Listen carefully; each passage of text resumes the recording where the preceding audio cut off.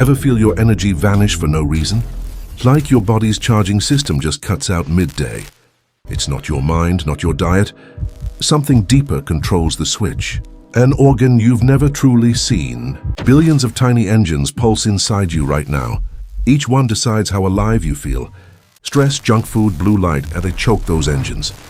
Your energy doesn't vanish. It gets trapped. Every crash, every foggy morning, that's your internal power grid flickering. Not weakness, just broken wiring. Scientists call it your inner reactor system. It burns food into electricity for every cell. When it's damaged, you age faster, think slower, move heavier. When it thrives, you feel unstoppable. That hidden organ? Your mitochondria, the real batteries of human life. Thousands in every cell, glowing like microscopic suns. They decide whether you're exhausted or electric.